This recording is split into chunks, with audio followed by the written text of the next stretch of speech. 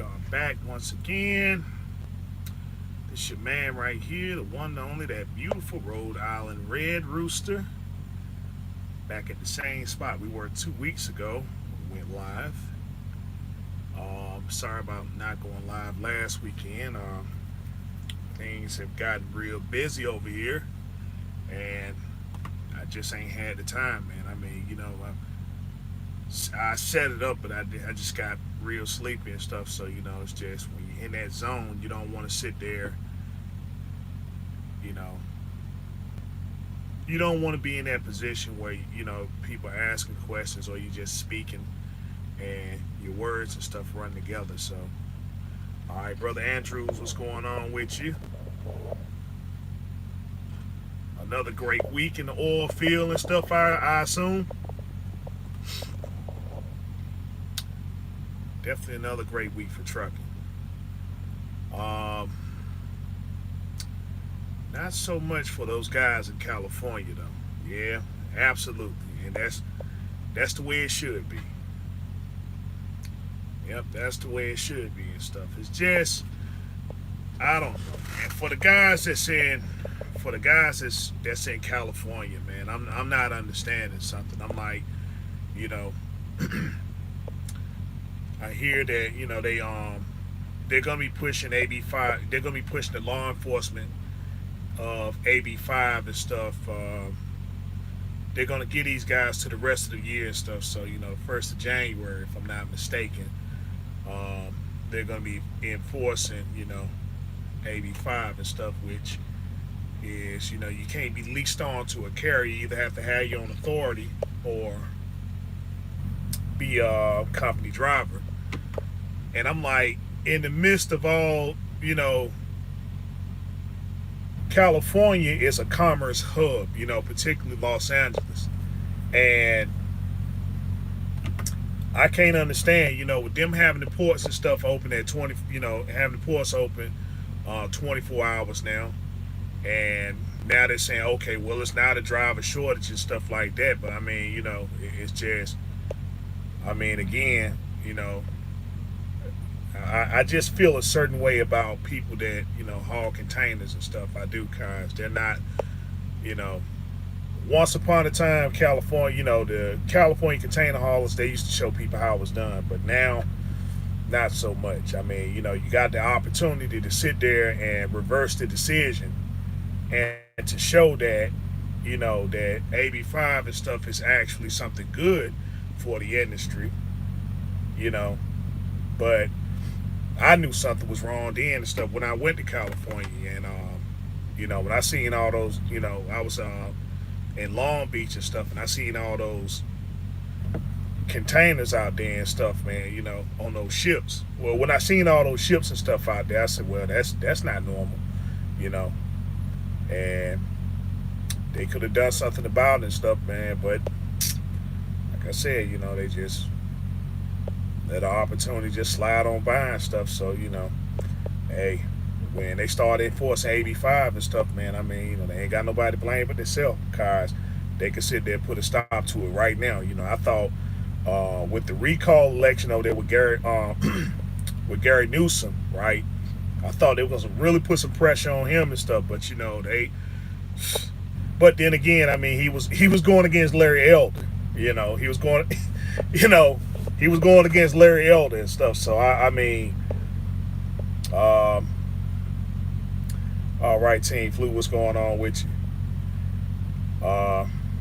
Yeah, I thought maybe they would put some kind of pressure on to say, man, listen, y'all need to go and do something about AB5 and stuff as far as transportation. But like I said, it's just one opportunity after another opportunity just gets squandered and squandered. And so it's like, I don't know what the guy's gonna do next year, because there doesn't seem to be any kind of changing of the guards and stuff, so to speak, and stuff in California. So, all right, checking in from Savannah, Georgia. All right, well, I guess Georgia's a good area. Georgia's a good area. You in an alright area, It's kind of funny style over there in Savannah, but I mean, I'm pretty sure you can find some freight over there. Well, are you delivering, or you just passing through on your way up or on your way down? Cause I gotta start heading. Let's see what we got. I'm running Florida right now, back and forth. Okay, yeah, I'm actually have to get down to Florida this Saturday. So I'm doing this load here and stuff. Then I got another one over the weekend. Um, I mean, I got another one Sunday and stuff. That's going to a Sonic Mass. So I'm gonna get that off, and then I gotta get me something going down to. Let's see, I'm delivering to Orlando, Florida for $4 grand from Johnstown, New York. Okay, all right. Left Lane Slim, what's going on with you? Um,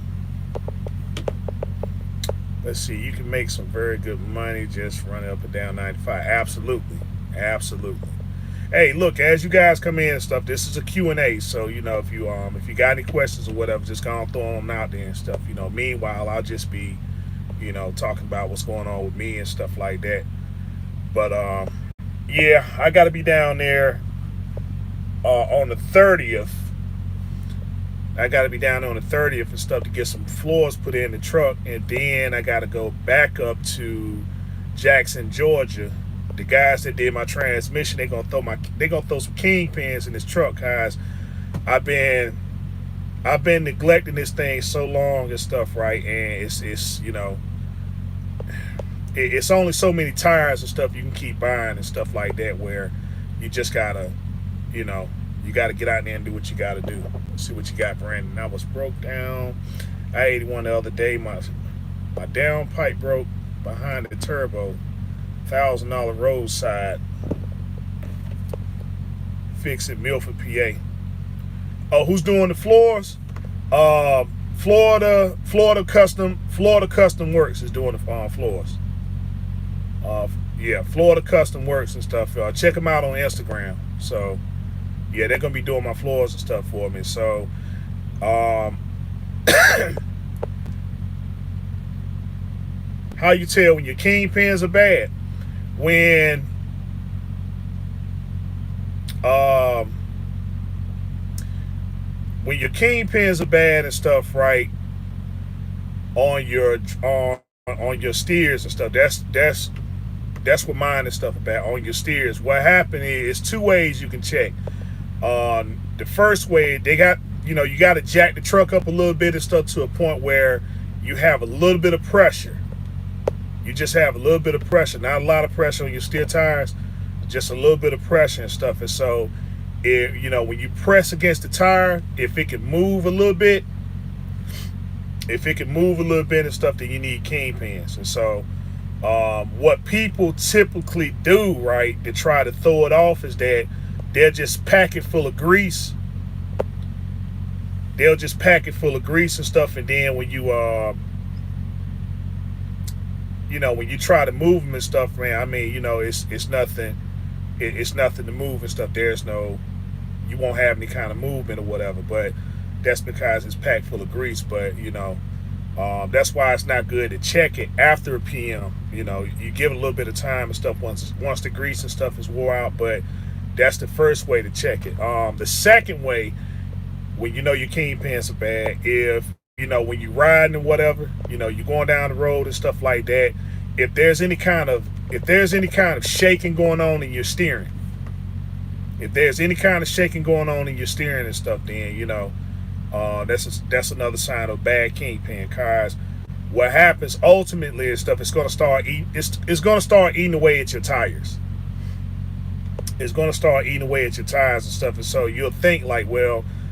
That's why I was going back again and stuff to say, if you go get an alignment, and stuff, they should be the ones to check it, because they're going to jack your truck up and stuff like that, and that's one of the things that they check. So when you go get an alignment, that's what they supposed to check and make sure that they're not putting alignment up there and stuff, and then because if your kingpins are bad, it's just going to come right out of alignment again, and then you're back to square one.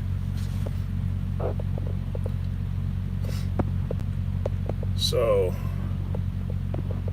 Let's see, Milford, Pennsylvania. I'm trying to think where Milford is at. Let's see, my truck been breaking down a lot lately. Yeah, that's how it is. Let's see, I got 1,800 on 700 miles out of Tampa, Florida to Virginia, $2.40 a mile on Tuesday. Let's see, make a mod. I thought you were a mod. I thought you were a mod, Brandon. Yeah, but yeah, that's what that is there and stuff. They yeah, if your kingpins are bad, you're just gonna start eating away at tires and stuff like that. Your ride is gonna be horrible. It's gonna be horrible. Okay, well, let's see if we can. All right, let's see. I'm trying to think how to do it. Okay, and moderate. There you go. All right, you have the power now, Brandon. You have the power now.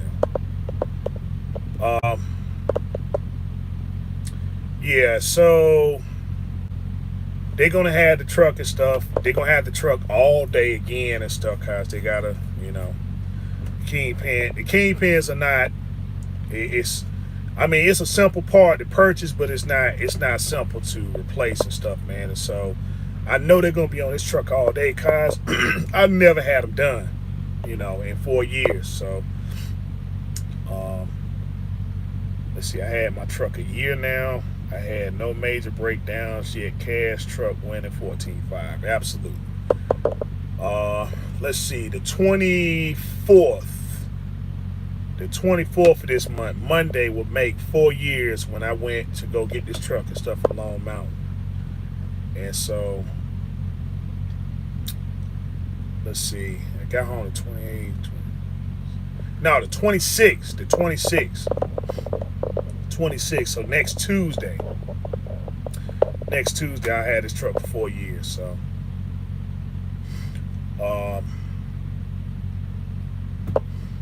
it's been paid for. It's been paid off a couple months now and stuff. So, but again, that's neither here nor there. I'm thinking about buying a brand new Peterbilt 13-speed 389. I've been contemplating the same thing. It's just I don't think I'm gonna go new though. I don't think I'm gonna go new. And that's I mean, well, heck, why and stuff, man. I just the whole post emission thing and stuff, I'm done with it, You said want a brand new. Yeah, I've been looking at them and stuff, man. I just, they made the whole dash digital now. They made the whole dash digital and stuff like that. So, and then being that you want a manual, that's also going to be an upcharge too and stuff. So, I mean, just be prepared for that. But yeah, I've been thinking about that very, very. I've been thinking about that very, very hard, man. Like, so, I said honestly, I'm gonna just get this truck and stuff. Let's see, I have enough capital in the bank. Yeah, and that's what I'm waiting on. I'm just waiting for this whole thing and stuff to kind of blow over. I'm trying to wait for this whole thing and stuff to blow over, man. Cause right now, like I said, it's just it's not a good time and stuff to be buying anything. Not to be buying no equipment and stuff. But people are kind of they're kind of breaking down now and stuff. Cause I mean, you go on Facebook Market and stuff. You're starting to see the prices drop and stuff on the Freightliners now. They going back. You can get one nice stuff, $8,000-9,000 and stuff, like how it was before they started jacking up the prices on everything. So, if I find a good deal and stuff, man, I'm probably gonna go for it. for 4,500 as is. You can do that, and somebody gonna buy it. You can do that, and somebody will buy it. Guys, I see. People aren't really doing. They're not doing their research and stuff the way they should be doing and stuff like that. Which also brings me to another video I was watching about a person that I won't really put his name out there like that. I won't put his name out there like that and stuff, but he did post a video. He did post a video up and stuff, and I'm like,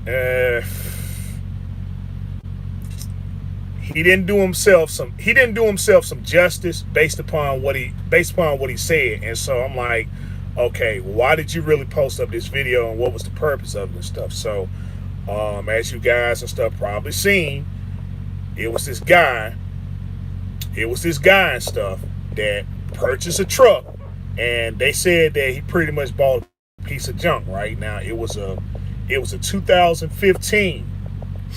It was a 2015 Volvo, right? And so he took it to a shop, and when they took it to a shop, they determined that the motor wasn't the correct motor and stuff that went to the truck. Right now, the motor that was in the truck was a 2007. It was a 2007 and stuff. It was a DT. It was a DT16, if I'm not mistaken. It was a DT16 and stuff, if I'm not mistaken and stuff. And so the thing that was interesting to me and stuff is all the stuff that they had to do to figure out that this truck that the motor was a 2007, and then also what was said about the said modification and stuff to the truck. So I'm like, clearly some people and stuff don't understand how things and stuff works, right? So let me try to clear something up. That truck, the reason why they sold it like that was because, I'm pretty sure whoever seen that truck,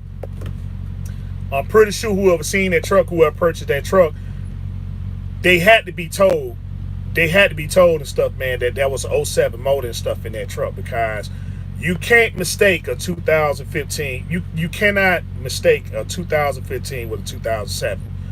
In other words, you cannot mistake a pre-emission motor with a post-emission motor.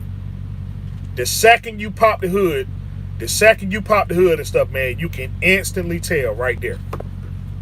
You can instantly tell and stuff. And I'm like, they had to run all these tests and all this other stuff here. And I'm like, man, dude, what in the heck is going on? Really? Seriously? You got a 2015, you pop the hood, and the second you pop the hood and stuff, you couldn't figure it out that it was a pre-emission motor. So, I mean, there's a couple things and stuff that's in there that was said. You can't take a 2015 ECM.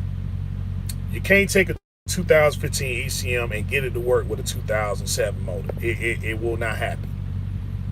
It will not happen. Period. You can't get those two ECMs and stuff, man, to link up. Okay, but like I say, they got the truck there, they drove the truck and all the other stuff there. My thing is that kudos to whoever did it, because I mean,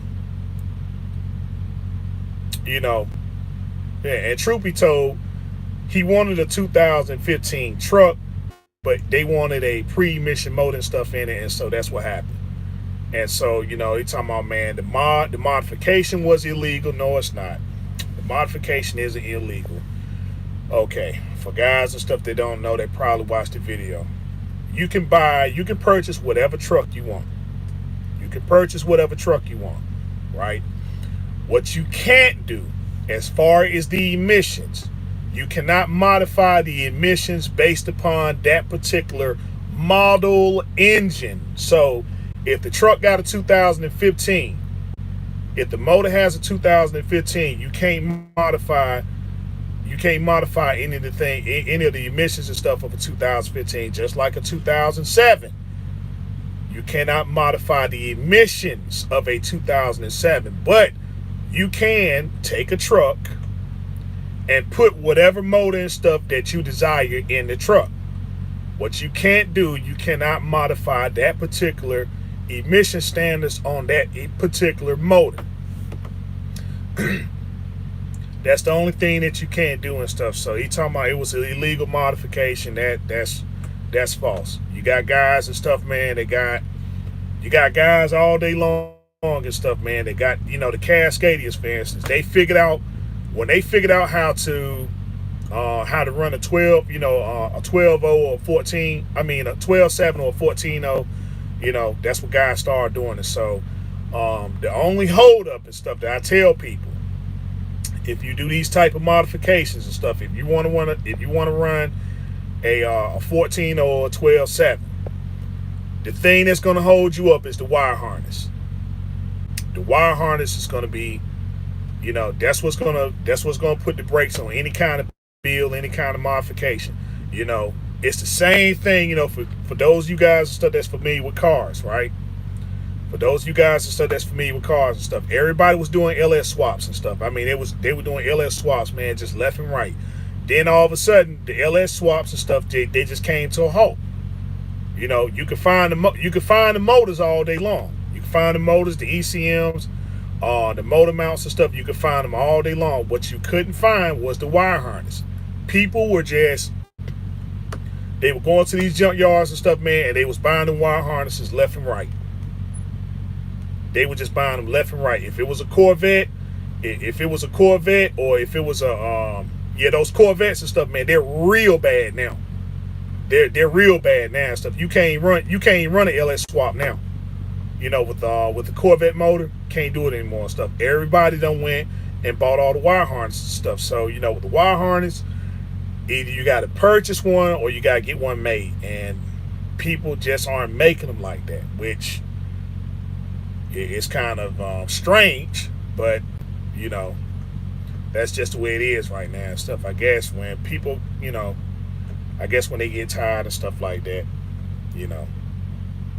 All right, Jay Chris, what's going on with you? What's going on with you, man? All right, but that's the hold up and stuff there. When you do the swaps, like I said, that's the problem in the car community and stuff, is that, LS swaps and stuff, man, people was just doing them left and right.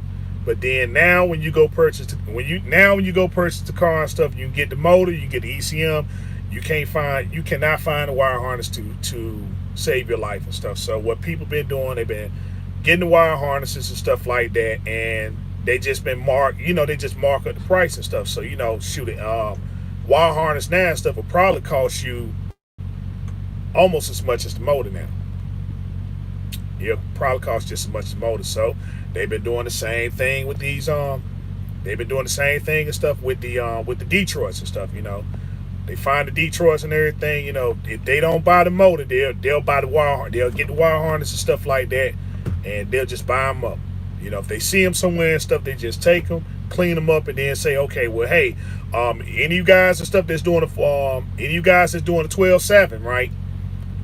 And you guys doing the 12-7 and stuff, I got the wire harnesses over here and stuff, right? But they going for like 10 grand, 15, 10 grand, 15 grand, so. And that's where we lay at now and stuff. So,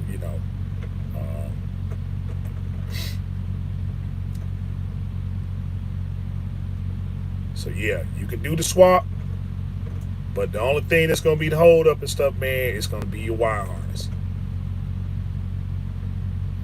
So they did the swap, whatever, and stuff like that. They ran all the tests on the truck, and then they concluded, oh, well, hey, this is a 07 motor in it. And I'm like, y'all are mechanics?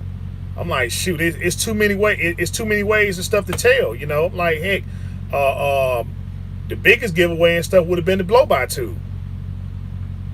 That would have been the biggest giveaway right there and stuff. I'm like, okay, blow-by tube, there it is. Okay, this, all right. Obviously, it's a pre-emission motor. Too many giveaways and stuff, right? But I mean, it's just for them to put that out there and stuff, and then upload it, right? Like, okay, we had to do all this stuff just to figure out that It's a pre-emission motor in and stuff, man. So I tell people, like, look, dude, buying a used truck that's an experience. That's something for the experienced drivers and stuff, man. If you trying to get out here, right? You just stepping out here and stuff, and you saying you want a cash truck, and you're not familiar with this type of stuff here, you're gonna find yourself right there at the dealership, and they're gonna be talking this nonsense to you, like, well, um, you know, just like this situation here and stuff, and they talking about, oh, the truck is garbage, it's trash. Like, man, shoot, hey, he didn't buy no drunk, he didn't buy no junk truck. He bought he bought a gold mine and stuff, man. I'm pretty sure if they would have put it out there and stuff, hey, I got a 2015 with the DT16, a '07 DT16 motor in and stuff, man. They just, you know, guys be lined up and stuff, man, to buy that truck. Okay, man, pre-emission? Yeah. Yeah, pre-emission, absolutely.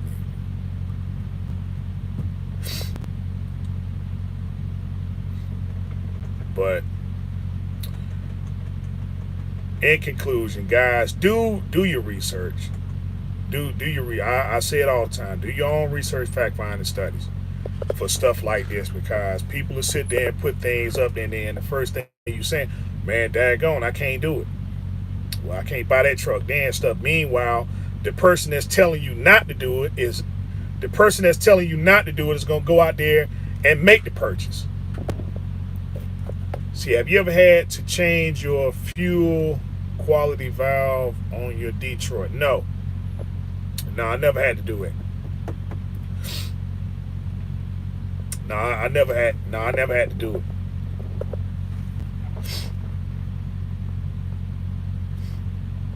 Now I'm not saying that I'm not saying not to do it. I'm just saying I never had to do it with this particular truck here.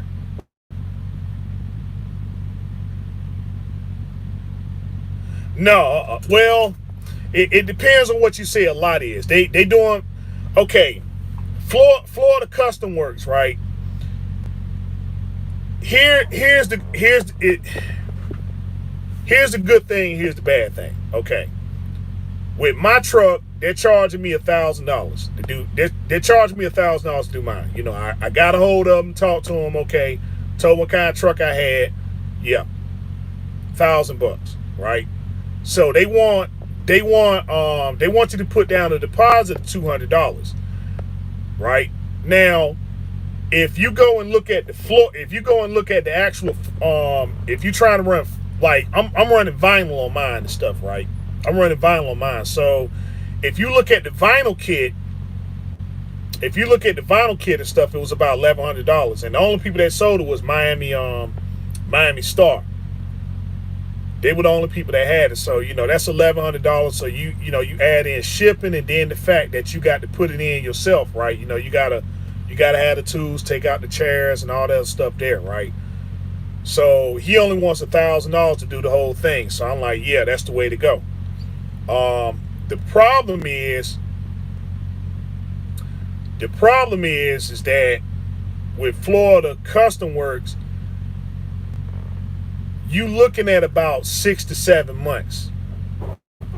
You're looking at about 6 to 7 months and stuff, man, to get it done. I paid these guys, I had to set my appointment up way in April. I had to set it up way in April. And we're in October now and stuff, right? So that's my only hang up and stuff. I mean, these guys, they do good work. Don't get me wrong. They do good work and stuff, man, but it's a little bit of a wait. It's a little bit of a wait, and the thing is that I gotta I gotta get that load, and I gotta get down there. You say you want to get floors and panels and Talladega fenders. I got a upholstery shop in Miami that will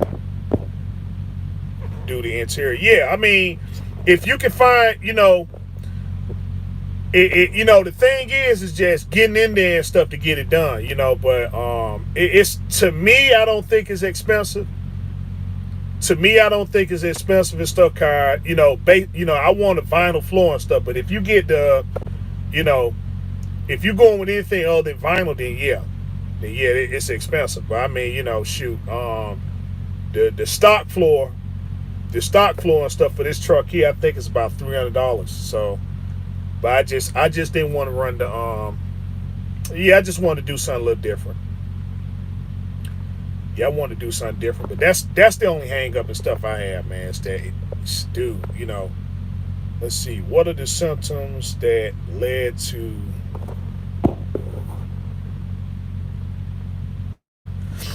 let's see what you got, Chris. You say, what are some of the symptoms that led to know you need to change your your fuel quality valve? Okay. Hey Brandon, I'm gonna let you have this one because I never had to do that. I never had to do that.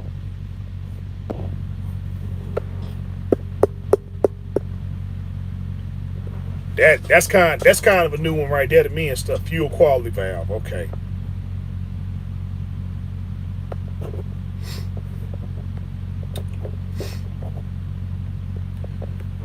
The only thing I know about quality valves and stuff are DEF. The DEF quality valves and stuff. I can tell you about that all day long and stuff. But yeah, fuel quality and stuff. That's a little. I don't want to sit there and speak on something I don't know. So, but if you don't answer that and stuff, man, I'll look it up for you. I'll look it up for you and stuff, guys. That's gonna be rather interesting there and stuff. Fuel quality valve. Okay.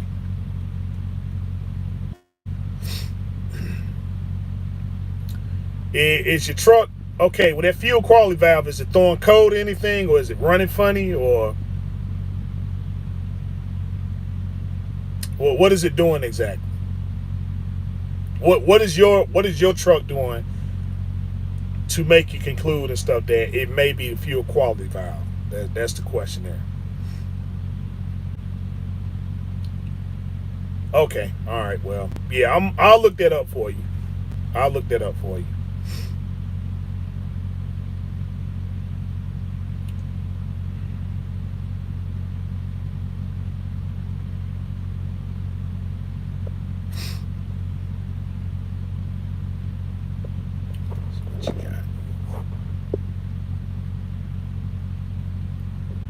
It jerks while idle. Oh, huh. If it's jerking while it's idling, then that might be your if it's jerking while it's idling and stuff, man, it might be your it might be your fuel injector. It might be your fuel injectors. You probably have a bad fuel injector.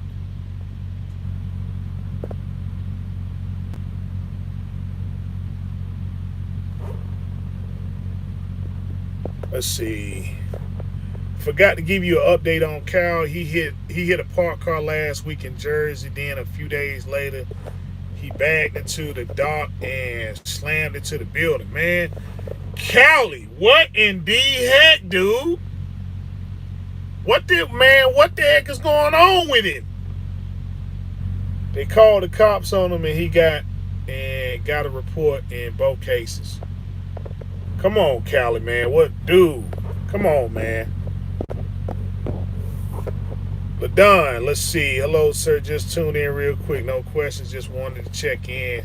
Yeah, hey, what's going on, sis? Hope everything and stuff is good with you. You be safe as well. You be safe as well, sis. Hope everything and stuff is going good with you. Hope you out here making plenty of money. Daggone, man. Cali, that's... We gonna have to, with Cal, we gonna have to, we're gonna have to do an intervention with that brother. I mean, he's a real cool guy. He really is, man. He's one of the coolest guys and stuff, man. I mean, he reminds me of a little brother or something, man. But you know, we're gonna have to do some kind of intervention and stuff, man. Cause it's, you know,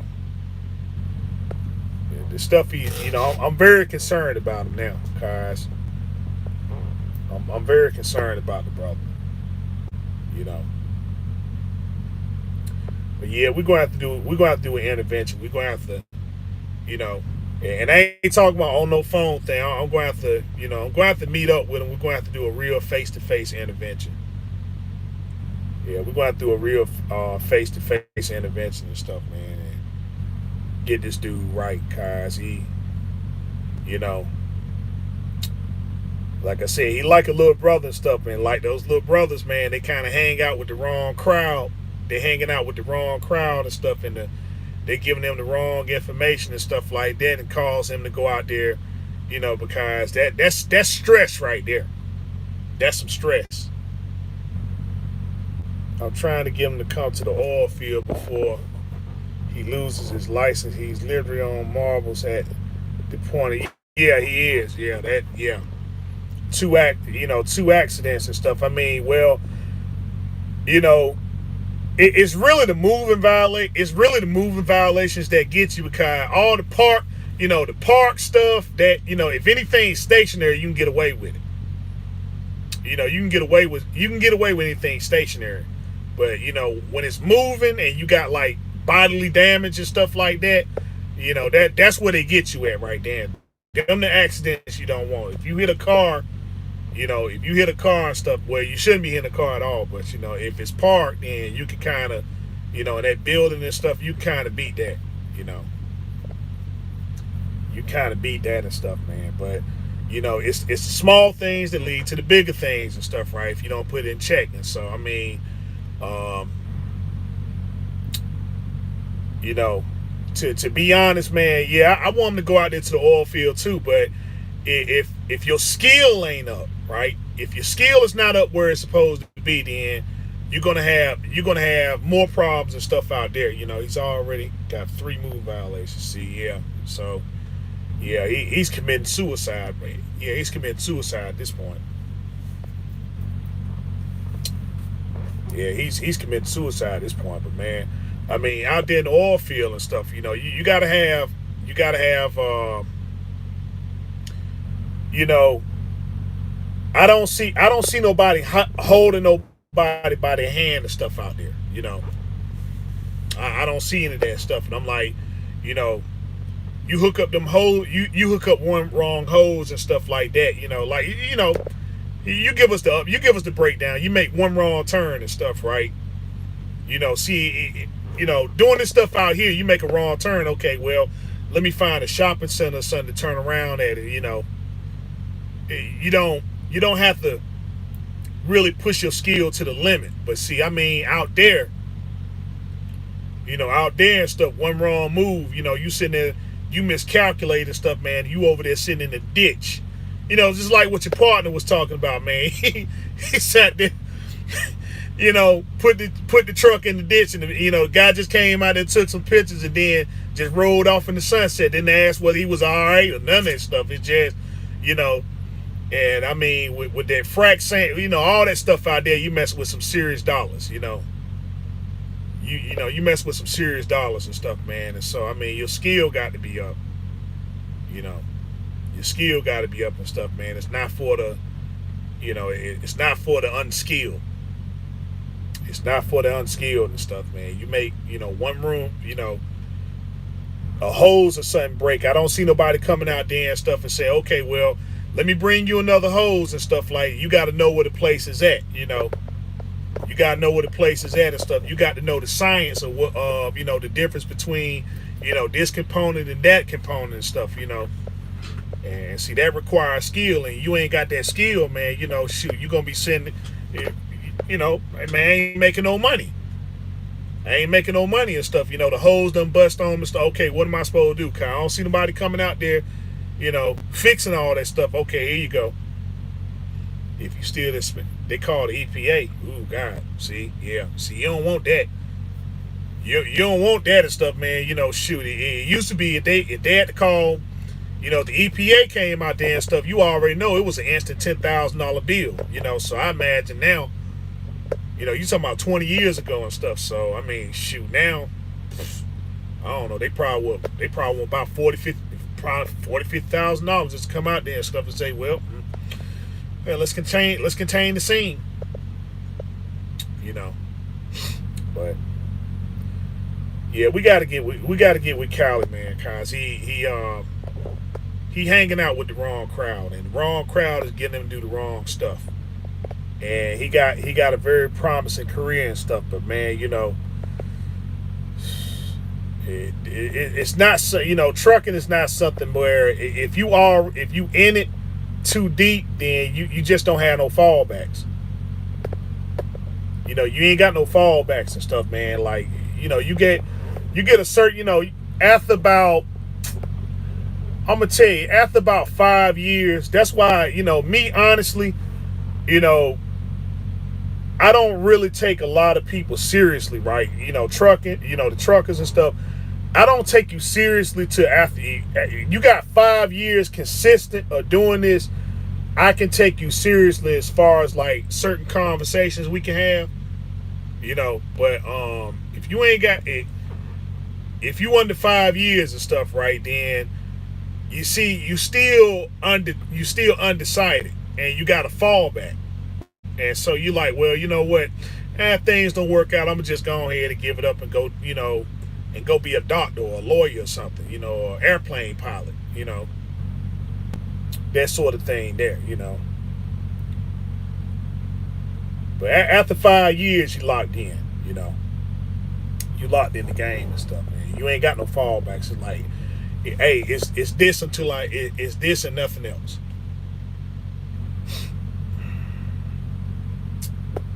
It's this and nothing else.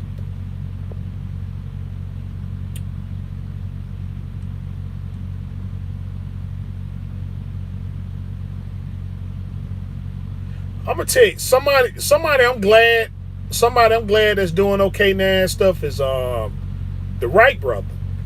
I'm glad the Wright brother's doing okay, cause his situation was a little confusing to me. But I mean, all in all and stuff, I guess, I guess I looked at it wrong and stuff like that, cause he doesn't talk about his truck no more. He doesn't talk about his truck no more and stuff. I ain't know if he still had it, but he still got it. He still got it and stuff. So I mean, I guess for the most part he got everything and stuff ironed out. So now it's just, run, make the money, get the truck paid off, and that's that. Cause I ain't know what that was about and stuff. He got on the plane, and next thing you know, he was driving another truck. I'm like, man, what the heck going on here? Yeah, that's not good. But he doing all right and stuff. Him and his wife going to these motels. They going to these motels and stuff. Hey, shout out to him, cause at least he giving the heads up on that. Cause I mean, knowing me, I would have went right to them same motels he went to, and I've been talking about me having a bad experience. But glad he's doing all right and stuff. Oh, you see, yeah, that's right. Yeah, that's right. Cause that's why I was gonna ask too and stuff, man. I'm like, dang, what the heck, like,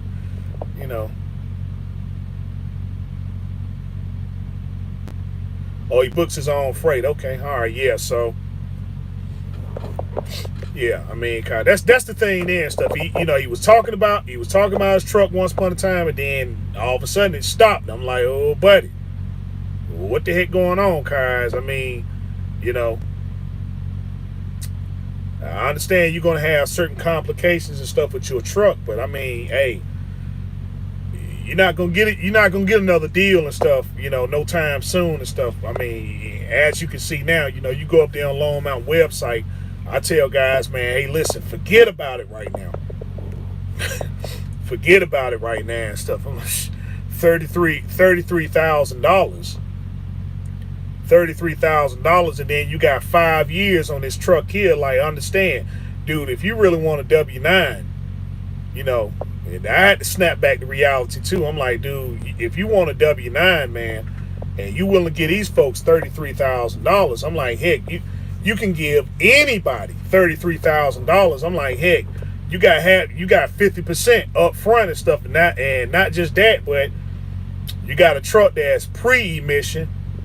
You got one that's pre-emission and stuff, man. Motor rebuilt the whole 9 yards. Cause nobody. I mean, you take anybody $33,000 and stuff, man, and you know what? Hey, you want this Peterbilt over? Yeah, go and get it.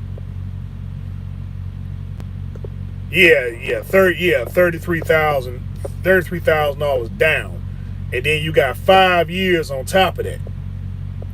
You got 5 years on top of it. Now, don't get me wrong. When it was, you know, that same truck and stuff was 12,000. You know, it was $12,000 and stuff like that. That was kind of reasonable. And the reason why I was saying that, I'm like, well, you know, it's brand new and it's a studio sleep and stuff like that, you know. But man, come on, man, 33,000. That's insane. 33,000. You can go get any W900 that's financed and stuff, man. They you know. If you got that, you can go to the bank. Hey, listen, I want that truck right.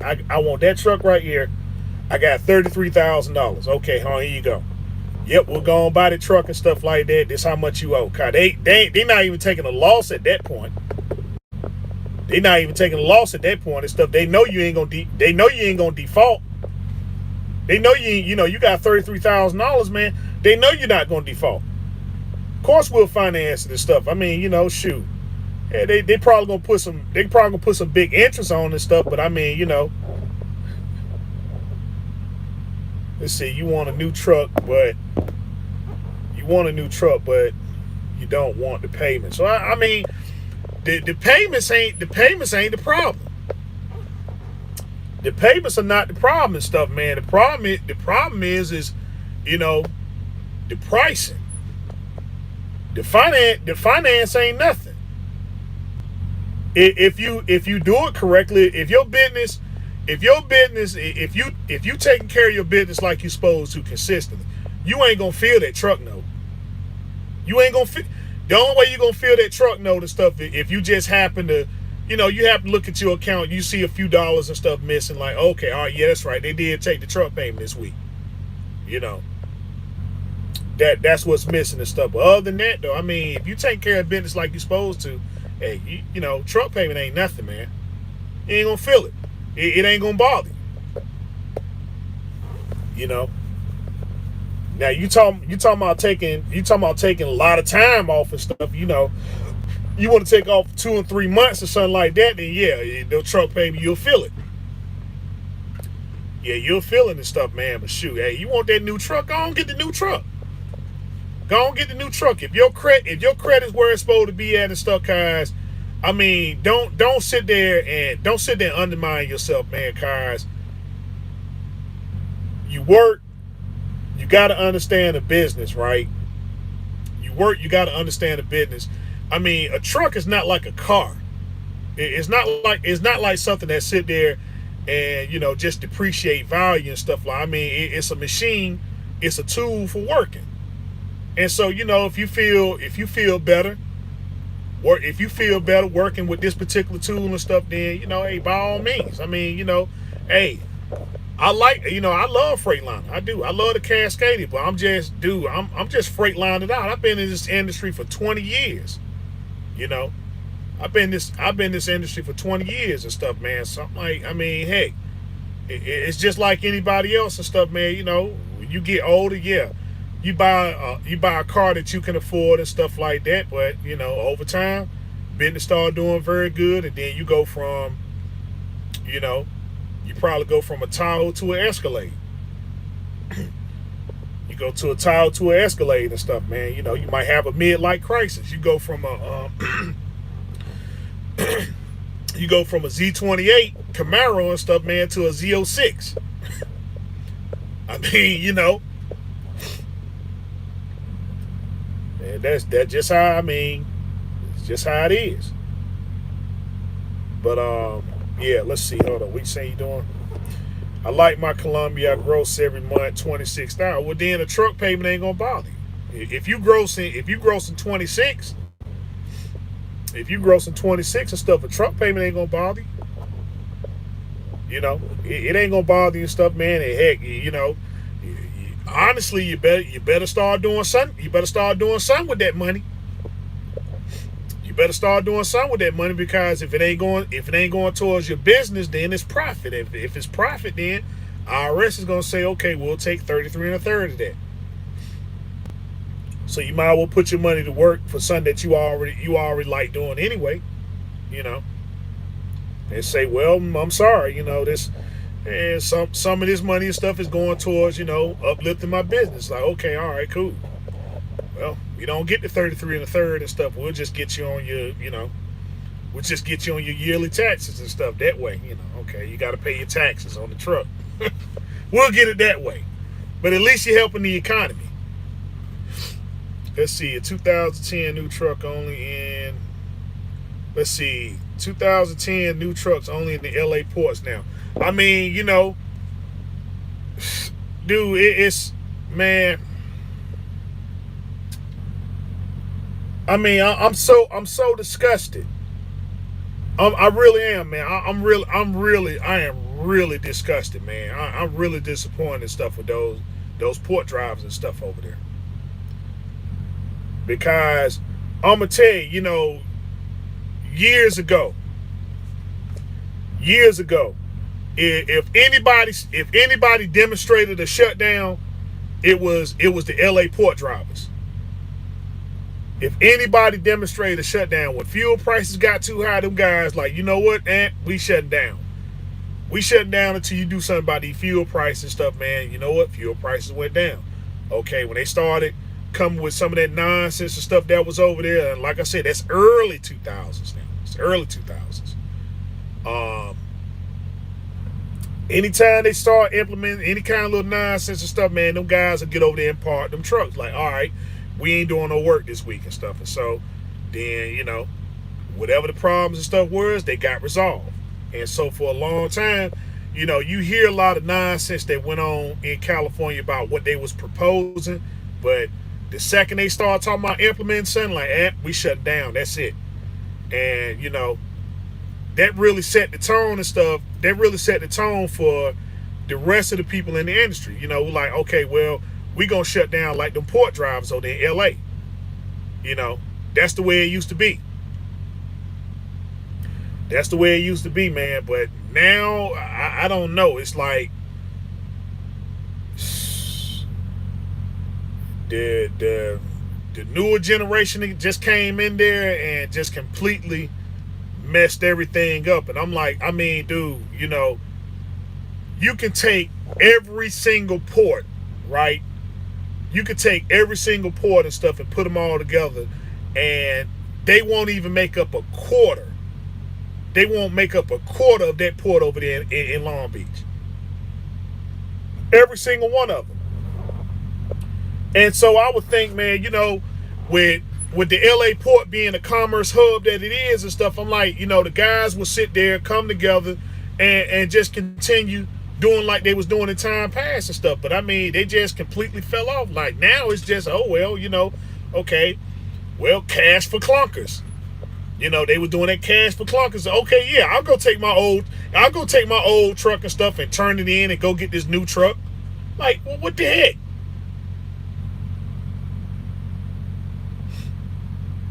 They did that mess there and stuff, man. Everybody's, well, yeah, I'll go get me a new truck. I'll go get me a new truck. I'll turn my old truck in. It's making money, and all of a sudden now, then all these erroneous laws and stuff start coming in. And, okay, yeah, well, we're gonna start implementing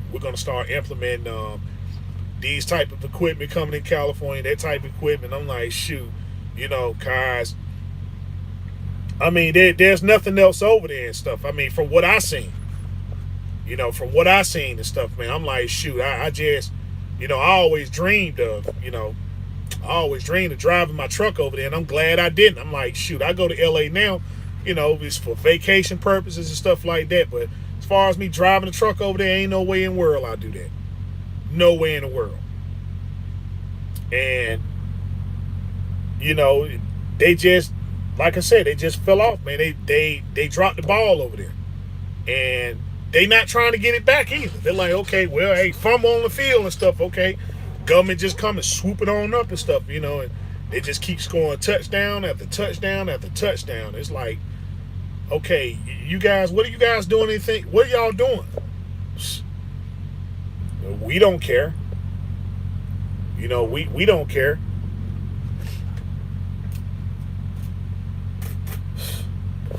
I mean, it's like I said, it's just insane, man. But there it is. Hold up, what you got? What y'all got up here? Let's see. You average net 14,000 to my business, but W2 towards my company. Yeah, okay. Well, you know, I understand. I mean, you gotta, you know, you see, you know, if you got a good CPA and stuff, then if you got a good CPA and stuff, then you know how they're gonna work the stuff on paper. So, I mean, you know, you see, Brandon, you still young. You got to get what you want. The truck should be paid off by the time you turn 30. I might get it. Yeah, I mean, shoot, Brandon, you know, hey, sky's the limit, man. But you know, get it because that's something that you want. And you know, don't let nobody pressure you into getting it. Don't let nobody pressure you into getting it. I mean, you know, you get what you want, but it's just, you know, you get to a point, man, where you just, like I said, man, I'm just freight lining it out and stuff, man, to be honest with you. I mean, you know, heck, y'all know my story. I done told it too many times. If I just would have waited, and stuff, we've been talking, you know, I'd be doing my videos and stuff in the W9, but I just didn't wait. You know, so it is what it is.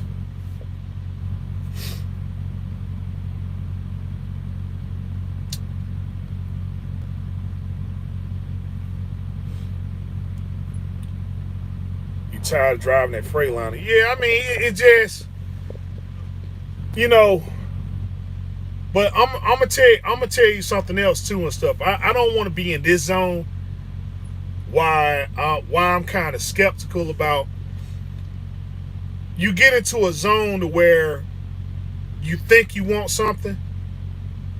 You get into the zone where you think you want something, and then you get it, and then you don't never do anything with it.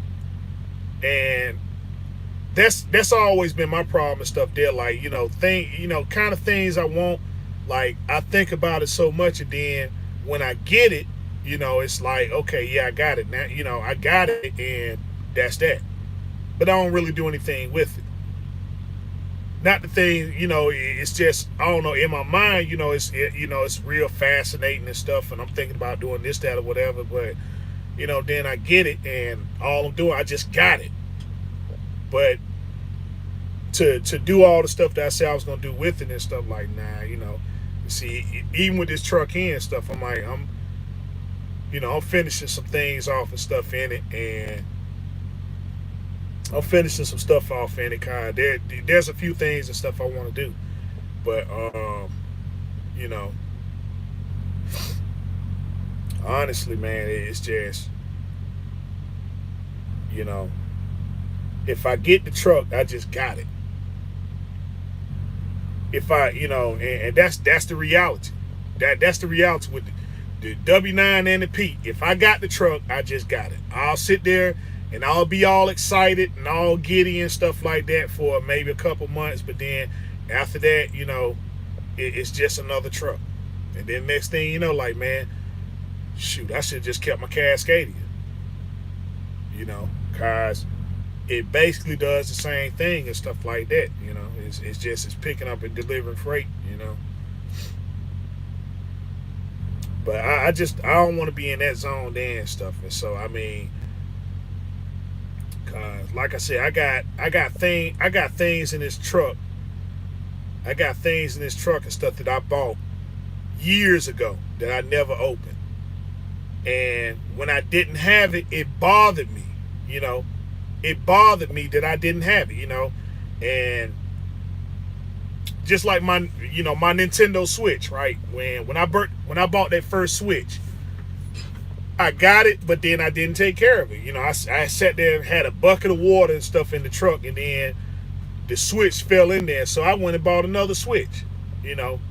after about it. But I mean, for a whole year, it just kept bothering me, man. You know what, man? You want that switch? You want to switch? You want to switch? And then now I got another one and stuff like that. Psh, I beat the Mario Brothers and stuff, and that was it. And I just set it down on the bed, and I ain't been messing with it. You know. Hold on, what you got? How you feel about rebuilding the DD15? Just like any rebuild and stuff. If you going, if you know you want, if you know you get, if you want to keep the truck, right? If you know you want to keep the truck and stuff, if you want to keep it, and you're gonna make your money and stuff with it, you satisfied with it, then do the rebuild. If you know for a fact that you don't want the truck, if you know for a fact that you don't want it, then don't put any money in it. Just go ahead and sell it and let it be somebody else's problem. That's how I feel about any rebuild and stuff, man. It's just I see guys do this stuff all the time, man. It's like, you know, I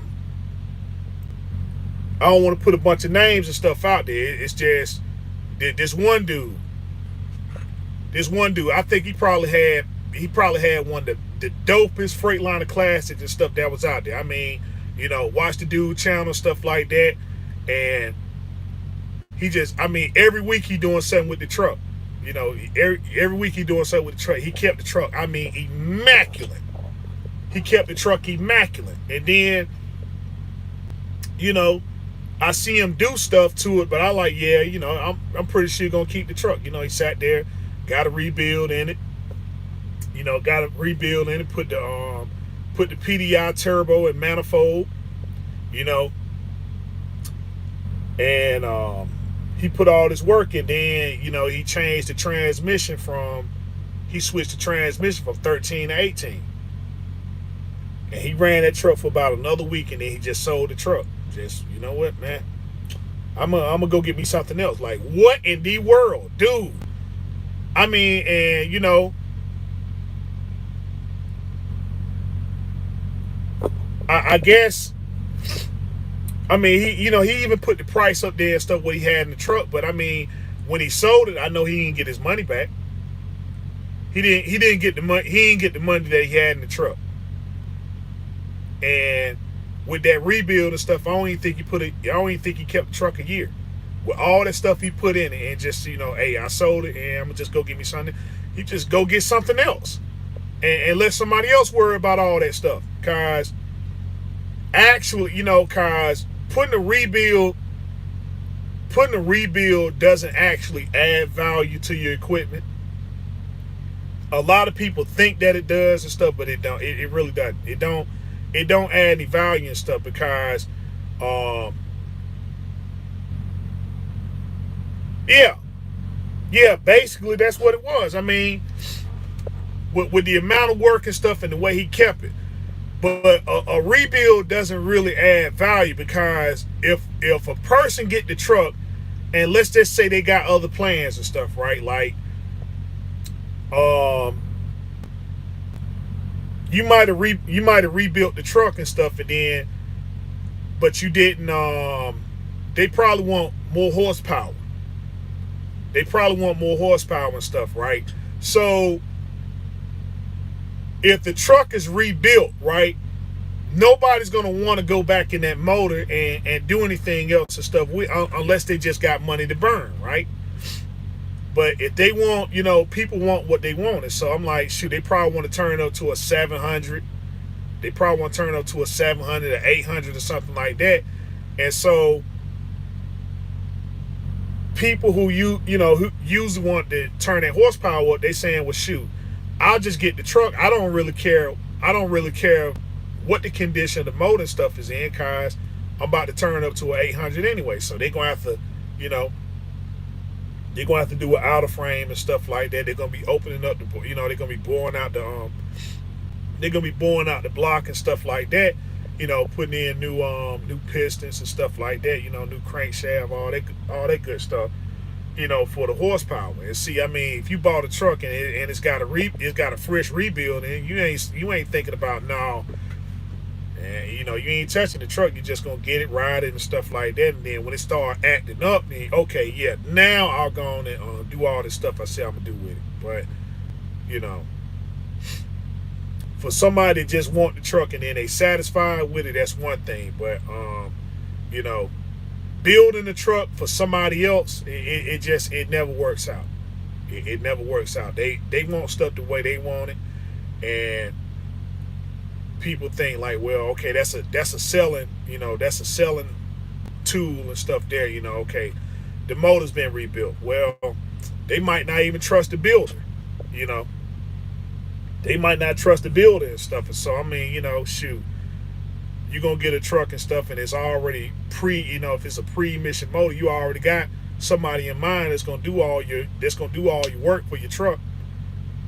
But they took it somewhere else and stuff and had that done. You ain't gonna really trust them. I mean, even if it's under warranty, because you ain't got no relationship with them. It was the person who had the truck previous. So now you got to get to know them and work around their schedule and all that stuff there. Whereas the person who had it previously, they probably have a business relationship with them and stuff so tight. Like, hey man, something going on with my equipment. Yeah, go on, pull on in here and stuff. I'll stop what I'm doing, get you straight and stuff, and send you on up the highway. So it's not real. It's good to have one, but it's not really a selling point, and it don't add any value to your equipment if you do a rebuild, guys. You see, I got a shop in Atlanta that rebuilds DD15s. Yeah, but that's the deal there. If you got the truck, you want the truck, you're gonna keep the truck, yeah, put the rebuild in it. If you know you're gonna be the one keeping the truck. But if you ain't gonna keep it, you're gonna move on to something else and stuff, let it be somebody else's problem. Just go and put up for sale and just let them know and stuff what the deal is, then they can work that out. You ain't gonna get top dollar, but the whole thing is to just get rid of the truck altogether. I mean, that's the other hold up and stuff with me is that, I don't want to buy a truck. Let's see. Sands Diesel Service and Truck Parts in Atlanta. Okay, I'm going to look them up then. But that's the deal with this truck and stuff. And anybody, I'm just telling you, if you think you just going to have two trucks, right? You're going to have the one you driving and you're going to go buy another one and then just work that one and say, okay, I'm going to transition from back to forth. It ain't going to happen. It's just not going to happen. Especially if the other truck is better than the one that you had. It's not going to happen, man. It's a nice theory, but if your mind is not fixated on working that truck, and usually if you stand in the game, and stuff, and then you upgrade and get you something better, and then you just let the other truck and stuff just sit back, then you ain't gonna do nothing with it. Usually people that are upgrading their business, they not looking at trying to get something better than, they're not trying, if I'm trying to run some guys and stuff like that, then all I'm buying is Freightliners or whatever. I'm just buying base model trucks. That's it. Even if I'm going to stay out here and drive and stuff like that, and I'll just be in a base model, just like everybody else cars. If your truck is a little bit better than somebody else's, then that's where the dissension going to start setting in. Like, well, daggone, man, I do run a little bit harder than you do and stuff. So, I do run a little bit harder than you and stuff. So how come I can't have the W9 or the Peak? Why I'm over here driving Freightliner?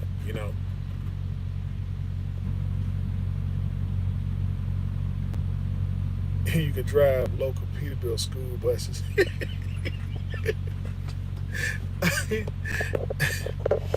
But yeah, it's just when you upgrade, man, and you get something better, you ain't about to fall back. My man, what's that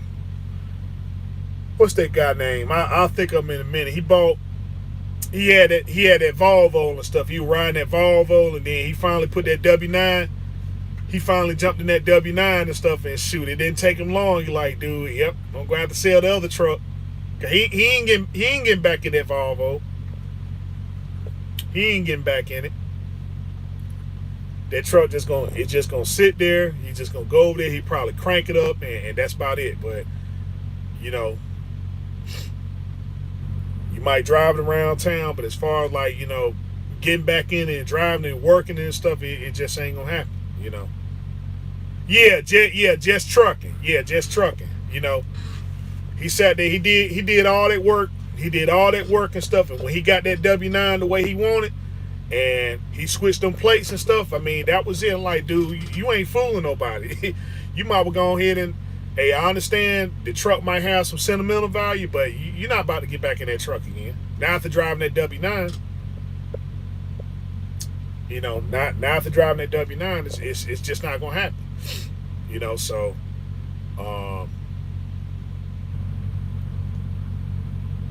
yeah, I'm keeping it. Rebuilt the transmission already. Had people say they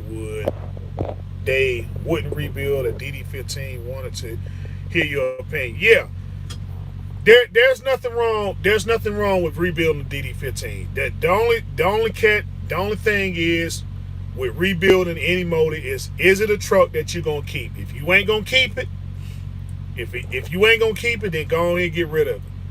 But for somebody to say, well, to get the rebuild on the DD15 and stuff is bad because of this, that, or whatever, you know, like I'm gonna tell you another guy,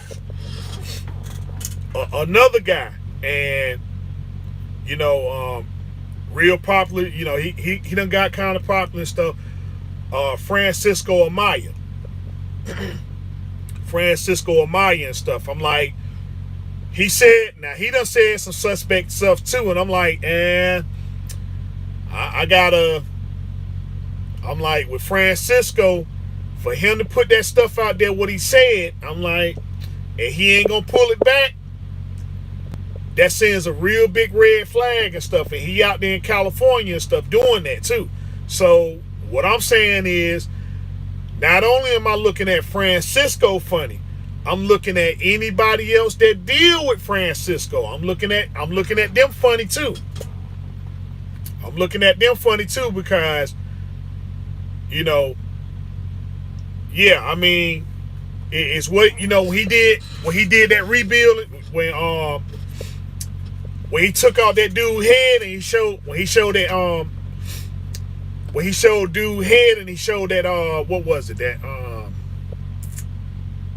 he had a cracked valve. That, yeah, he had a broke valve and stuff, and he had that broke valve and stuff, and it's what Francisco said that made, I'm like, dude, what in the heck are you doing? What the heck are you doing? But see, like I've been seeing a lot of that stuff lately. Why is it not worth it on the DD15? Why is it not worth it? why is it not worth it?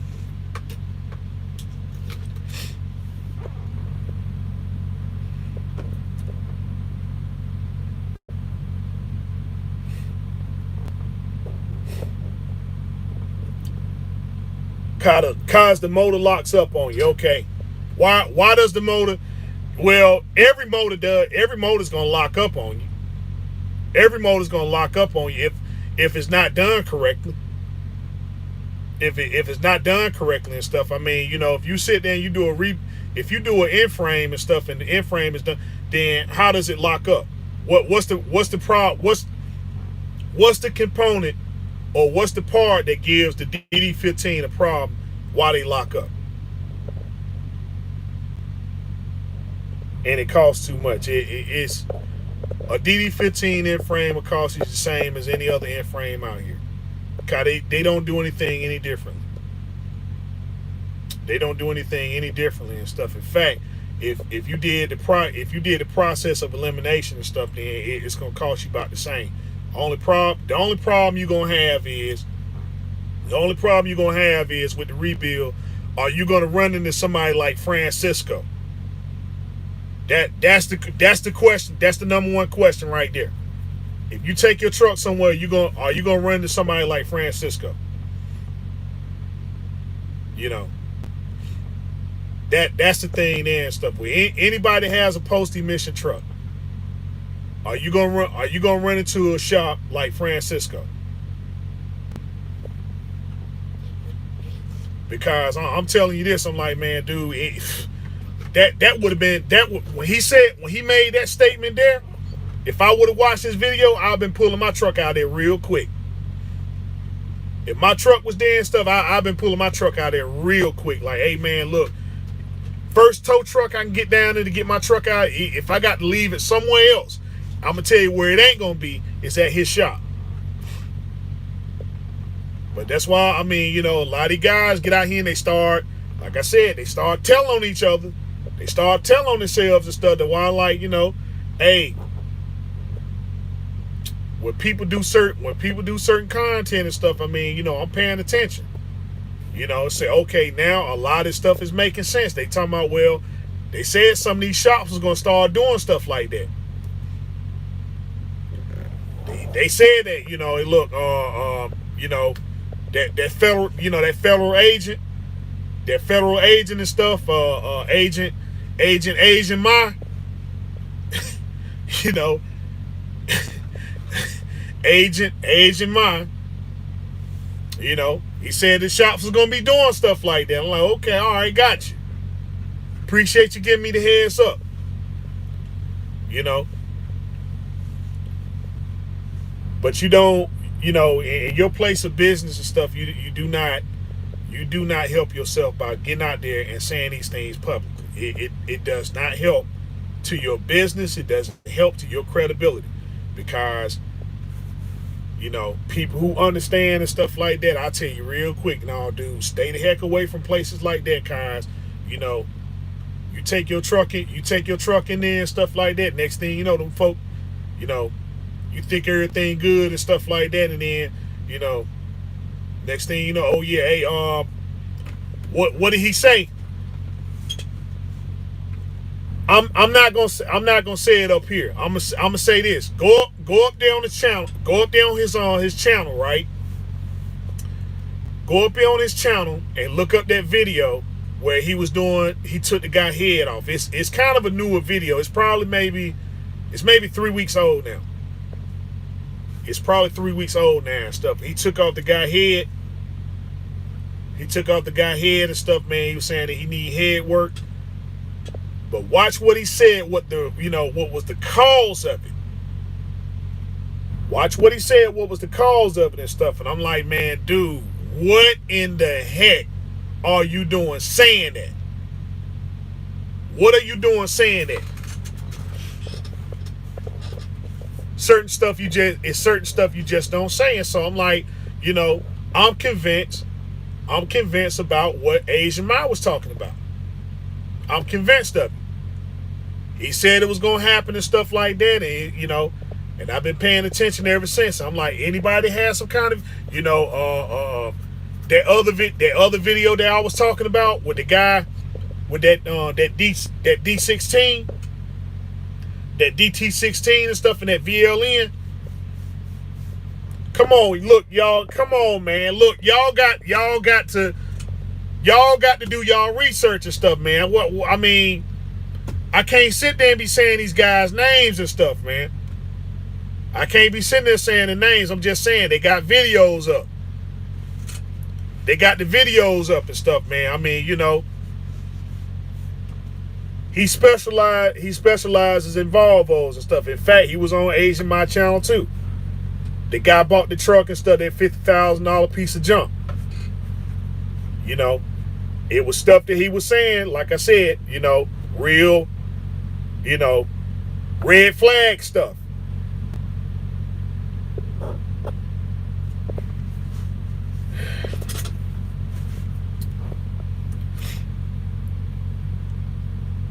Look, you gotta watch his channel, right? Watch his channel, look at the title. Watch his channel, look at the title. And for those and stuff, man, for those who know, they know. Kind of like I said on my channel, it's certain stuff, it's certain words you can't say. It's certain words you can't say. If you say it, I gonna correct you right then. Y'all know what that word is and stuff. But if you say it, I correct you right then and stuff. I say I don't know anything about it. We don't do nothing like that. You know, there's a proper phrase and stuff on saying certain stuff, but it's certain things that you don't put out there, because when they're doing stuff, you know, you know, okay, what do you mean by that?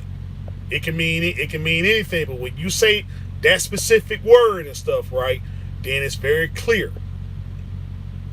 It's very clear what you're saying. You just sat there and incriminated yourself. You just incriminated yourself and stuff, because when you say stuff on social media, it's a form of confession. It's a form of confession. That's what they use against you. Okay, well, all right, according to your YouTube channel and stuff, you know, you said that you did this particular thing right here and stuff. You know, that's what it means, right? Anything you say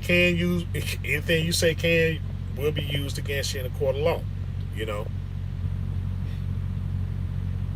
They watch our channels and stuff like that's why I stopped, you know, on my Instagram and stuff. You know, I was gonna try to be a little bit more on the. I was gonna try to be a little bit more on the personal side of stuff on my Instagram page, but then when I looked up there and I seen what some of the people that follow me on my Instagram are people, you know, at the very, you know, they people that I do business with, that I really do business with. I'm seeing them up there and there. I'm like, oh, okay, all right. They done found me now. So what they interested to see, okay, well, what is Rooster really talking about and stuff. And so when they say it, okay, next thing you know, what did you mean by that?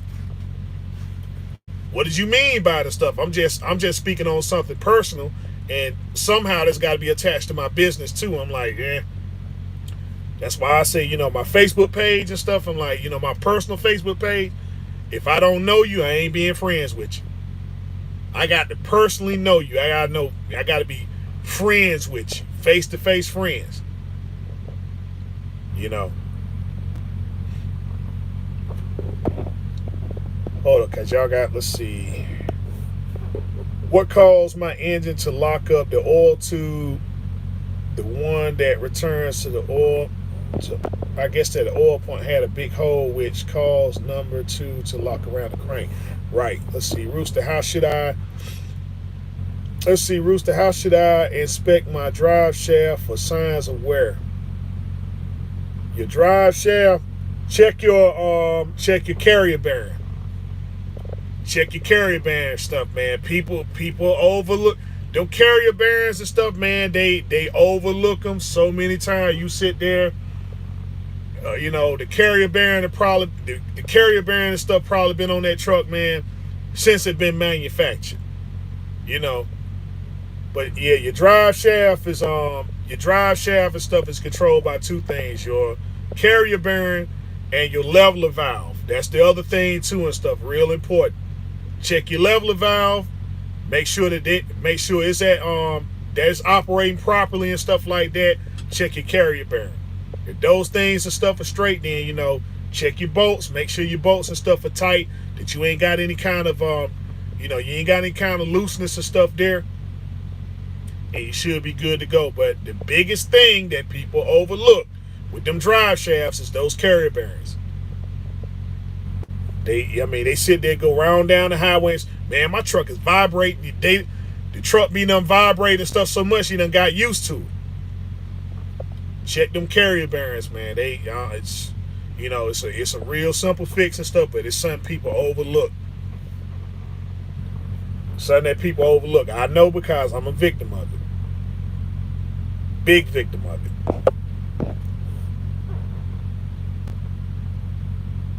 Army guy, what's going on with you? I think Ghost said the feds was watching his channel.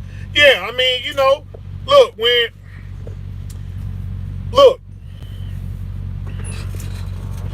you can't be up here, right? You can't be up here.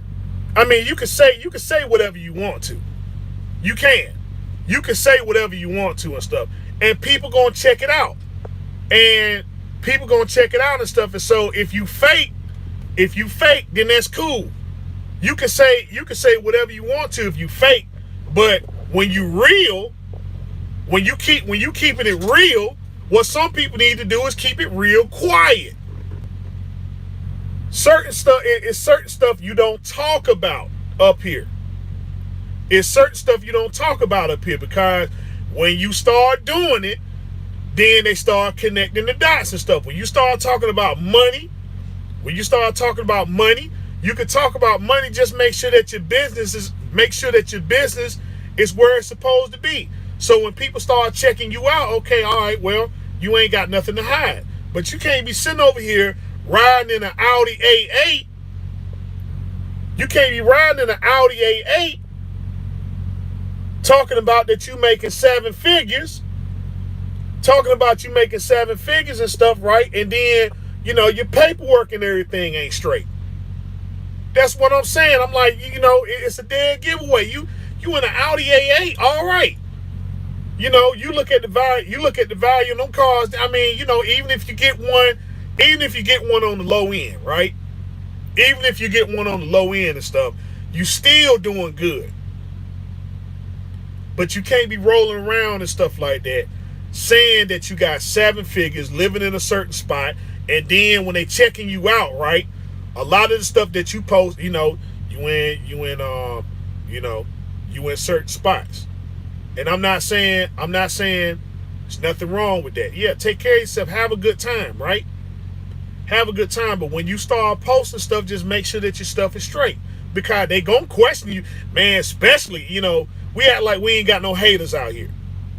We ain't got no haters out here and stuff. And like I said, man, my man Ghost, I like, like I said, I love Ghost, man.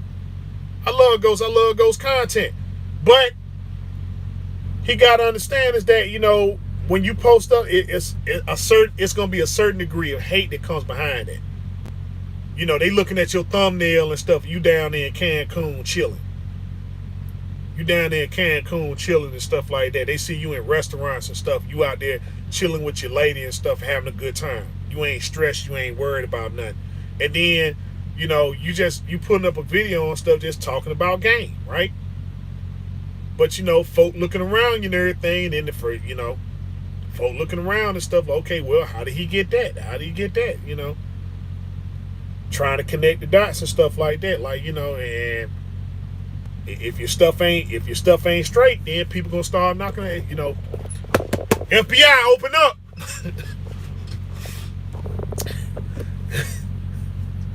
That just keeping it real, man.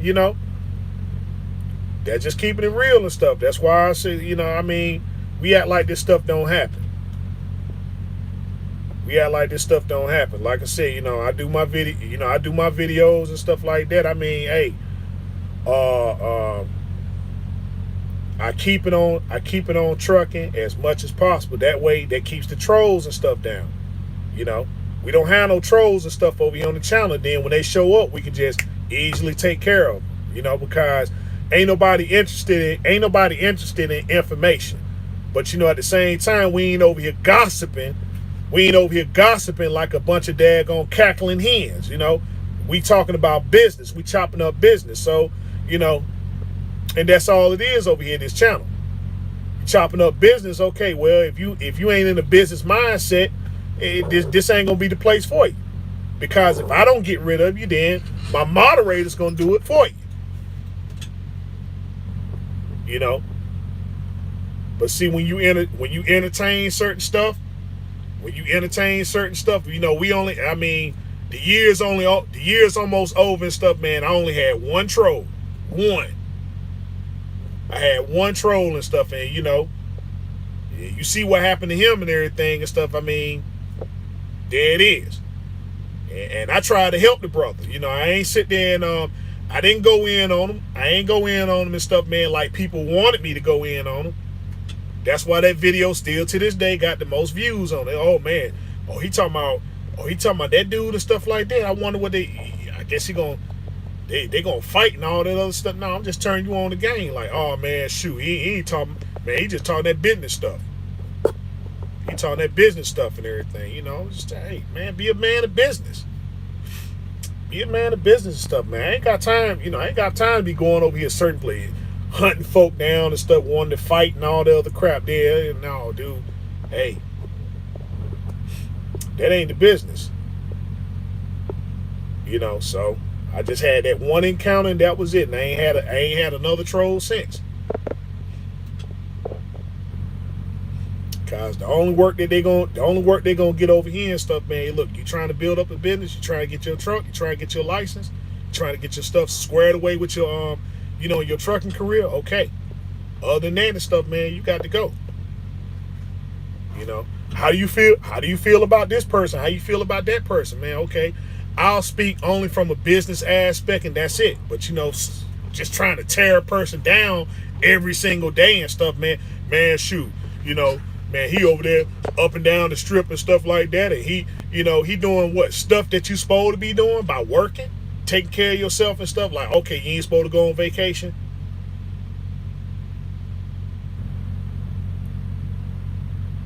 No, see, no, Brandon doesn't attract. No, Brandon don't do that. Brandon talks about business. Brandon talks about business. What is it that he's saying? You know, what is it that you see up there that's trolling? He gets up there. And he talk about what's going on with his business. He broke down and stuff like that. If he broke down and stuff, he broke down. If he talking about, man, hey, listen, I'm down here getting this money. That's what he's saying.